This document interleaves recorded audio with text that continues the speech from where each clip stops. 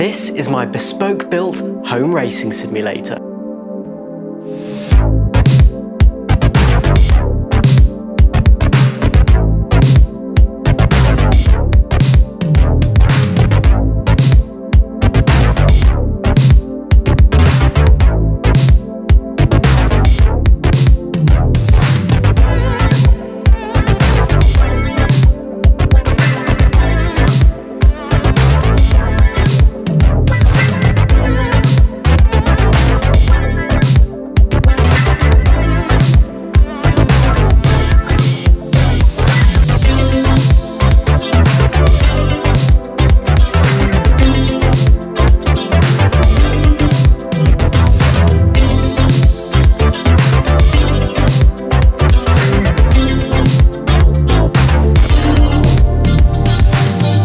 Seen something similar from the likes of Romain Grosjean, Lando Norris, and most professional racing drivers have a simulator setup very similar to this. All the parts have been individually picked and it was built by me, and it is the pinnacle of home racing simulator technology.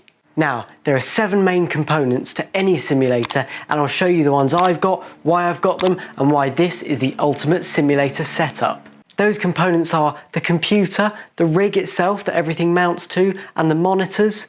And then you have the seat, the pedals, the steering wheel, and the steering wheel motor.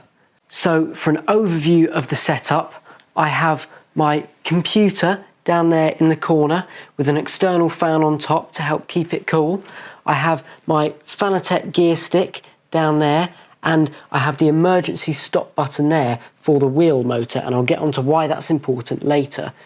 Steering wheel, of course, in front, and the motor situated behind it, and then we have the pedals down there.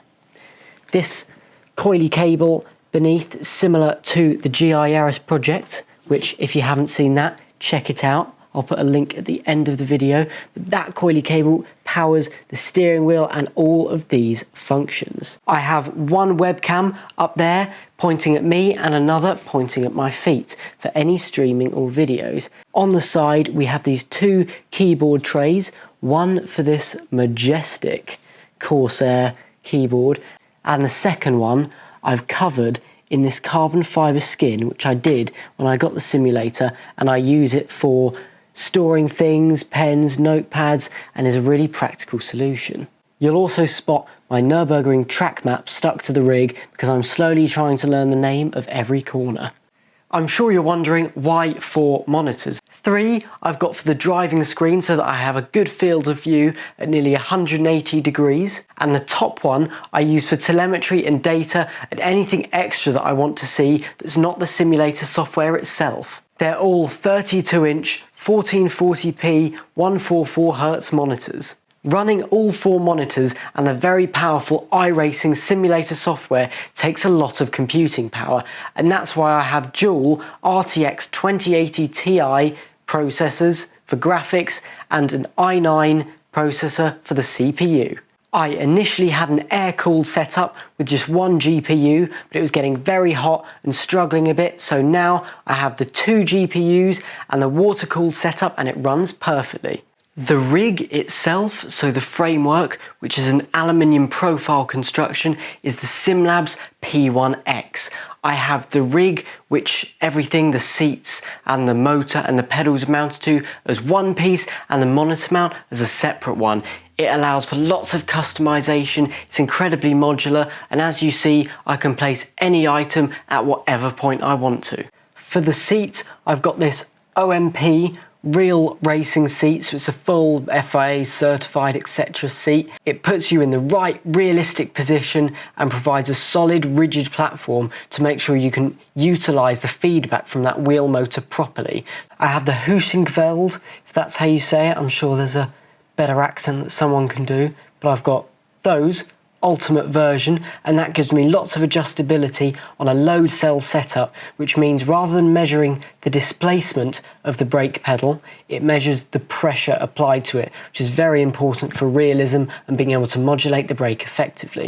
I've got the 3 pedal setup so that it's flexible and I can drive full manual cars as well, although I tend to just use the flappy paddle setup. The flexibility that the Heusinkveld Ultimate gives is amazing. You can adjust the pressure from super light to super heavy, and you can adjust the travel of all of the pedals, the swing on the clutch where it goes light.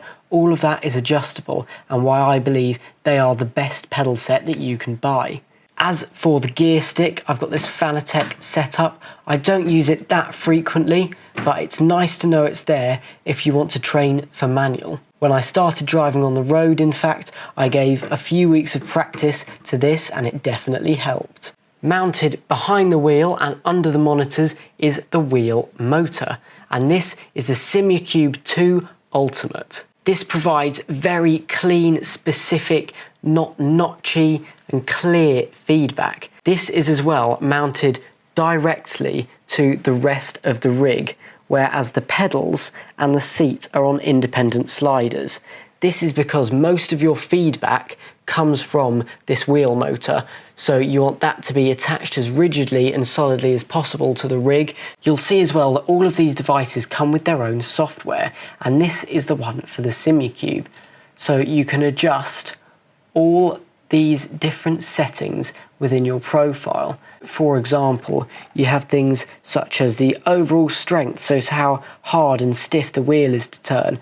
You have friction, so that's resistance. You have damping, so that damps the feedback, like a sidewall in a tyre would, things like that. You have inertia, which can affect how the wheel feels when you're turning, if it will continue or stop quickly when you stop applying force. All of this allows you to customise your setup precisely, realistically, and how you feel is best for your own personal preferences. This wheel motor is incredibly powerful at 32 Newton meters. So what that means is sometimes if you hit a wall or it miscalibrates, the steering wheel will flick back and forth like this. So that is why we have this emergency stop button here. So if that happens, which I'm sure you've seen in videos where it whips back and forth, and it will break your wrists because it's that powerful. So you have the emergency stop, which you press down, and that disables everything. And then when you want to go again,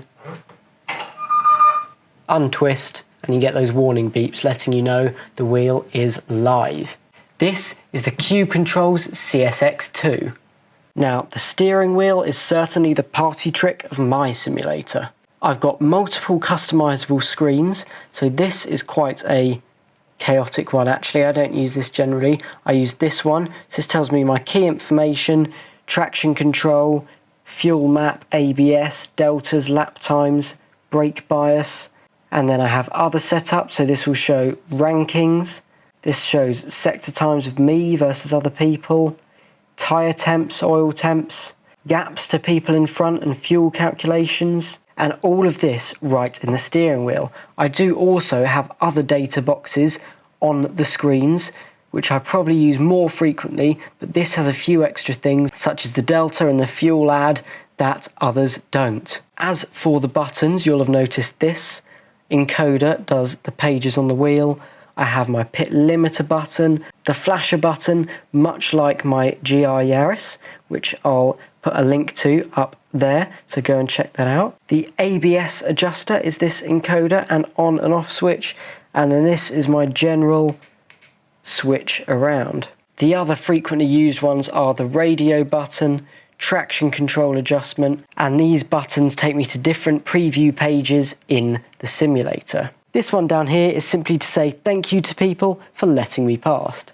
This encoder down here is an interesting one. So what this does is it sets the two clutch paddles on the back of the wheel to different positions. What this means is when you hold back both paddles on both sides, and then when the lights change, you release one quickly to a point specified by this encoder, and then you slowly release the other side. You modulate it to release the clutch off the line. As for live information that I use when I'm driving in a race or in a testing session, I use RaceLab apps because they have some wonderful telemetry. So for example, over here, I've got a brake and a throttle trace. So this shows me how much I'm accelerating or braking, so I can check that my inputs are being smooth. So if I slide through a corner, I'll generally have a look at that and see if it's a car issue or if I was a bit sloppy on the controls. Here I'll see my head-to-head, so that's me against someone else or the fastest person in the session, compare my sector times.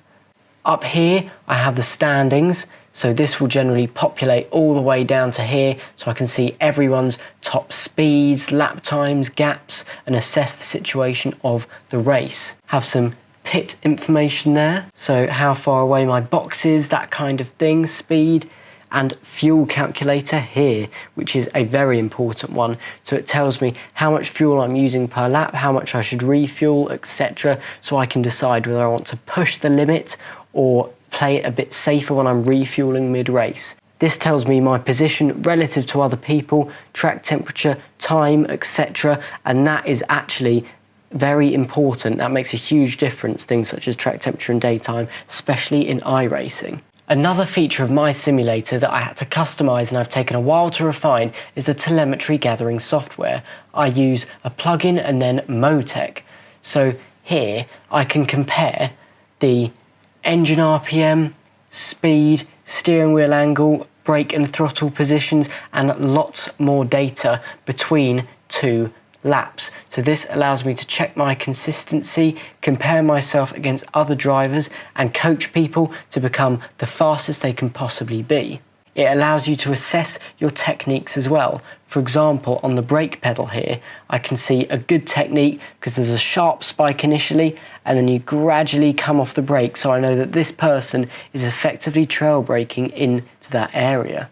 This white line, this lap, is the correct steering input for that corner, but this red trace is where I got a slide on. So you can see that I had 2 goes at correcting it, and did, obviously, because the lap continues all the way down, but this white trace is nice and smooth, and this red one is spiking twice where I had to correct the slide.